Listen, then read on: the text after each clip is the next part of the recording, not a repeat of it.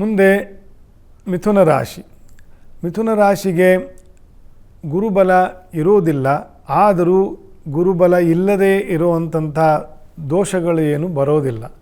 ಯಾಕಂದರೆ ಈ ವರ್ಷದ ವಿಶೇಷ ಏನು ಅಂದರೆ ಪದೇ ಪದೇ ಆಗೋದಿಲ್ಲ. ಇದೆಲ್ಲ ಎಷ್ಟೋ ವರ್ಷಗಳು 10, 20, 30, 40 ವರ್ಷಗಳು ಬೇಕು ಈ ಥರ ಗ್ರಹಚಾರಗಳು ಬರೋಕ್ಕೆ.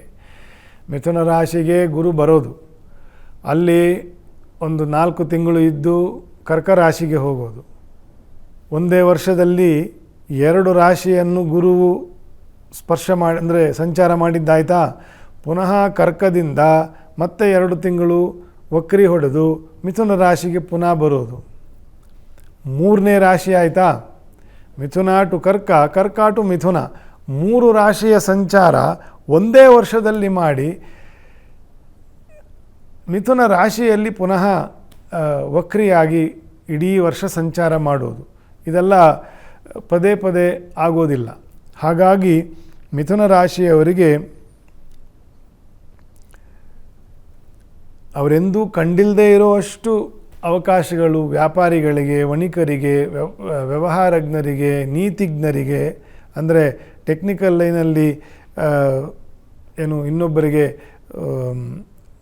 ಏನು ಸಲಹೆಯನ್ನು ಕೊಡ್ತಕ್ಕಂಥವ್ರು, ರಾಜಕಾರಣಿಗಳಿಗೆ ಸಲಹೆಯನ್ನು ಕೊಡ್ತಕ್ಕಂಥವರು, ಪತ್ರಕರ್ತರು, ಟೆಕ್ನಿಕಲ್ ಕೆಲಸ ಮಾಡ್ತಕ್ಕಂಥವರು, ಫೈನಾನ್ಷಿಯಲ್ ಲೈನಲ್ಲಿ ಇರ್ತಕ್ಕಂಥವರು,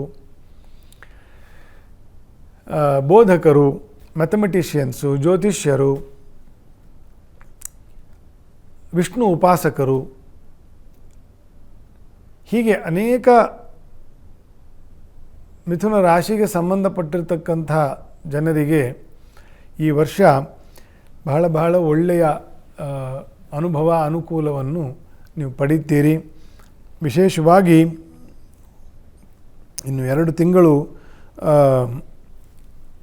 ಕುಜನ ಮತ್ತು ರಾಹುವಿನ ದೋಷ ಉಂಟು.